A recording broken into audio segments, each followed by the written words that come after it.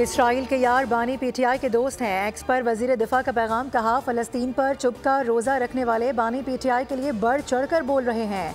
ये अफराद सेहूनी है या फिर इसराइली एजेंट। ख्वाजा आसिफ बानी पीटीआई को एटमी प्रोग्राम के लिए खतरा करार दे गए। कहा ये ताकतें पाकिस्तान को महकूम रियासत बनाना चाहती हैं।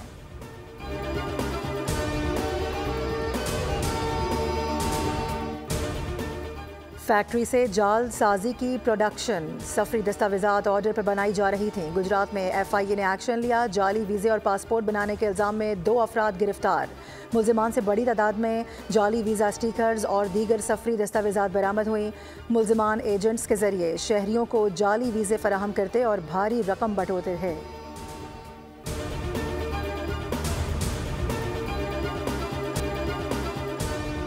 कराची को कचराची बनाने वाले खबरदार, कूड़ा फैलाने पर दफ़ा 144 लगा दी गई। खिलाफ वर्जी पर 5 अफराद को धर लिया गया। मुल्जिमान कचरा चुनने के बाद फैलाकर छोड़ देते थे।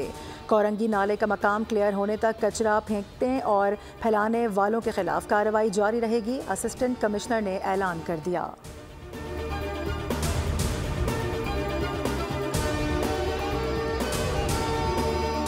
शदीद सर्दी में गर्मी का सामान करना मुहाल हो गया। पेशावर के शहरी इलाकों में 16 से 18 घंटे की गैस लोड शेडिंग शहरियों के लिए मामूलात ज़िंदगी अंजाम देना मुश्किल हो गया।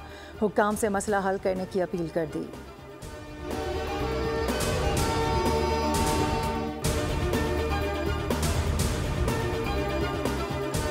सेंचुरियन टेस्ट के तीसरे रोज़ पाकिस्तान बैटिंग रुक गई। बारिश की बारी आ गई। जनूबी अफ्रीका के खिलाफ कौमी टीम मुश्किलात का शिकार। 88 रन्स पर 3 विकेटें गंवा दी। मेज़बान टीम पहली इनिंग्स में 301 रन्स बनाकर आउट हुई। डेब्यू करने वाले कोबन बोश ने बॉलिंग के बाद बैटिंग में भी काम दिखाया। 80 रन्स की नाकाबिले शिकस्त इनिंग्स खेल गए।